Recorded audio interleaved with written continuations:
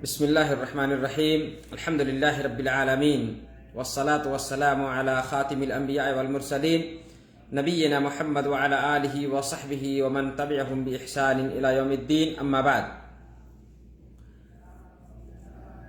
قال النبي صلى الله عليه وسلم: من فطر صائما كان له مثل أجره غير أنه لا ينقص من أجر الصائم شيئا.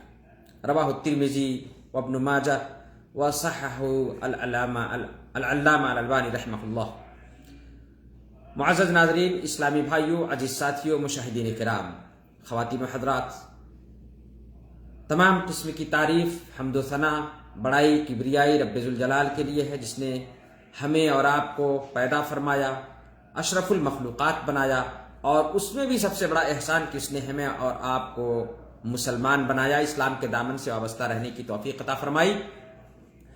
اور اللہ رب العالمین کا بہت بڑا شکر اور احسان ہے کہ اس نے ہمیں اور آپ کو مبارک جیسا عظیم اور بابرکت مہینہ نصیب فرمایا. اس مہینے کے اندر، اس مہینے کا ایک عشرہ تقریباً ختم ہو گیا، یعنی ایک عشرہ گزر چکا، اب تقریباً 2 عشرے باقی رہ گئے ہیں، یعنی 2 تہائی باقی ہے، 1 تہائی ختم ہو گیا. عزیز ساتھیوں، محترم دوستو، میری ماؤں اور بہنوں، یہ مبارک مہینہ، اس مبارک مہینے میں ہم روزہ رکھتے آئے اور ہم نے زیادہ سے زیادہ نیکیاں کرنے کی کوشش کی. اگر نہیں کی تو ابھی بھی وقت ہے، ہمیں دھیان دینا چاہیے، اور ابھی 2 تہائی باقی ہے. ہمیں ان بچے ہوئے دنوں کی قدر کرتے ہوئے، اس مبارک مہینے کی عظمت اور برکت کو سمجھتے ہوئے، اللہ رب العالمین کے اس دیے ہوئے آفر کا ہمیں بھرپور فائدہ اٹھانا چاہیے. اس رمضان مبارک کے مہینے کے اندر جہاں تمام نیکیوں کا ثواب، تمام عبادتوں کا ثواب بڑھا دیا جاتا ہے، وہیں آج میں اس موضوع پر آپ کے سامنے 2 باتیں عرض کرنے آیا ہوں کہ اس مبارک مہینے کے اندر 2 اہم عبادت جو اور دنوں میں بھی کی جا سکتی ہے، لیکن اس دن میں، اس مبارک مہینے کے اندر اس عبادت کو انجام دینا اور کرنا یہ آسان ہے اور بہت زیادہ ثواب ہے. سب سے پہلا عمل، سب سے پہلی عبادت، کسی روزہ دار کو افطار کرانا، کسی روزہ دار کو افطار کرانا. لیکن یہ ہرگز نہ سمجھنا، اور افطار، اگر کوئی افطار کی دعوت دے تو اس کی دعوت پر بھی ضرور جانا.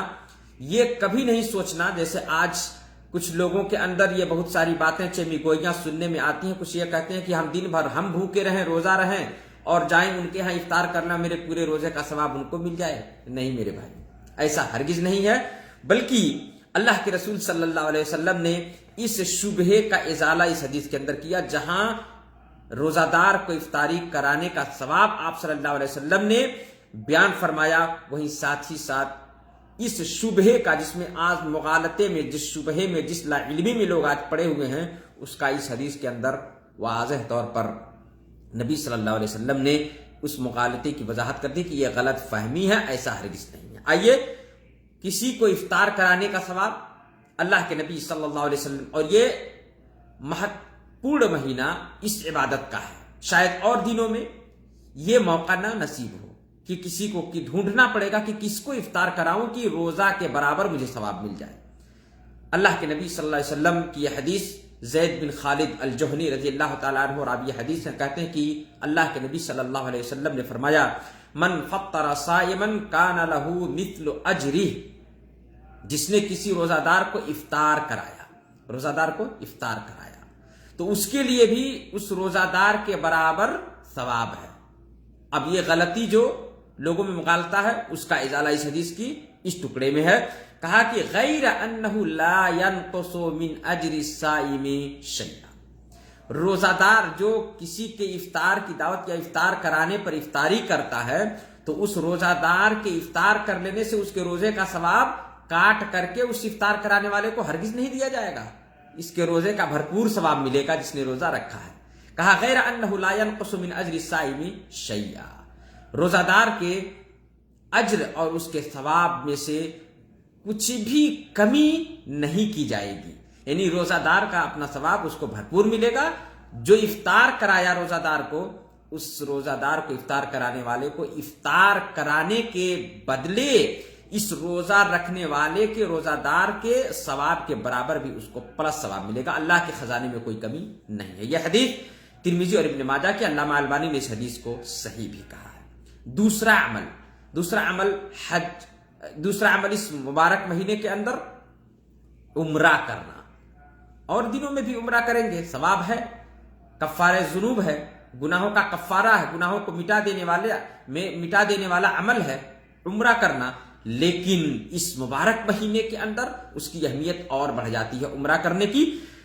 عبداللہ ابن عباس رضی اللہ تعالی عنہما راوی حدیث ہے، کہتے ہیں کہ لما رجع النبی صلی اللہ علیہ وسلم من حجتی، اللہ کے نبی صلی اللہ علیہ وسلم جب آپ نے ایک ہی بار حج کیا، اللہ کی طرف سے ایک ہی بار توفیق ہوئی اور ایک بار موقع، اور یہی فرض ہے، ایک بار عمر میں زندگی میں ایک بار حج کرنا فرض ہے. کہتے ہیں کہ جب اللہ کے نبی صلی اللہ علیہ وسلم اپنے اس حجۃ الوداع سے واپس ہوئے تو آپ صلی اللہ علیہ وسلم نے ام سنان الانصاریہ ایک عورت سے آپ نے دیکھا کہ وہ حج پہ نہیں گئی تھی، تو ان سے سبب پوچھا، کہا کہ آپ نے حج کیوں نہیں کیا، یا آپ حج پہ کیوں نہیں گئی، ما منعک من الحج، آپ حج پہ کیوں نہیں گئی.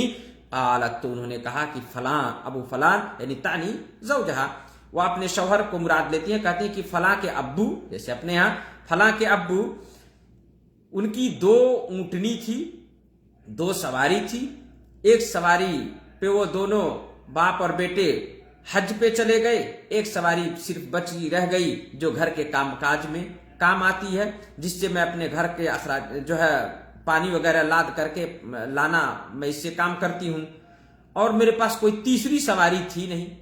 یعنی ایک سواری تو وہ دونوں لے کے چلے گئے، ایک سواری ہے جو گھر کے کام آتی ہے، تو اب اس کو لے کے چلے جائیں تو گھر والے کیسے رہیں گے، اس لیے میں اللہ کے رسول صلی اللہ علیہ وسلم نہیں جا سکی. آپ صلی اللہ علیہ وسلم نے جب یہ عذر سنا تو آپ نے کہا کہ دیکھو، جب رمضان کا مہینہ آئے تو اس میں عمرہ کرنا.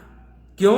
آپ صلی اللہ علیہ وسلم نے کہا فَإِنَّ عُمْرَةً فِي رَمَضَانَ تَعْدِلُ حَجَّةً أَوْ حَجَّةً مَعِي، اس لیے کہ رمضان میں جب عمرہ کرو گی تو اس کا ثواب ایک حج کے برابر ہے، یا میرے ساتھ حج کرنے کے برابر اس کا ثواب ملے گا. میرے عزیز ساتھیوں، محترم دوستو، عمرہ رمضان میں 2 سال تک تو موقع ایسا اتنا جو ہے آسانی نہیں تھی، لیکن اب الحمدللہ اللہ کا شکر ہے کھل گیا ہے. تو اللہ جن کو توفیق دے، اللہ ہم تو کہیں گے ہر مسلمان کو توفیق دے کہ اس مبارک مہینے میں ایسے نیک اعمال کرے اور اللہ اس کو قبول کرے. یہ حدیث بھی بخاری کی حدیث ہے کہ اللہ کے نبی صلی اللہ علیہ وسلم نے کہا کہ یہ رمضان کے مہینے میں عمرہ کرو، اس لیے کہ رمضان کے مہینے میں عمرہ کرنا یہ ایک حج کے برابر ثواب ہے، یا میرے ساتھ حج کرنے، یعنی نبی صلی اللہ علیہ وسلم کے ساتھ حج کرنے کے برابر ثواب ہے. امام بخاری نے اس حدیث کو روایت کیا ہے.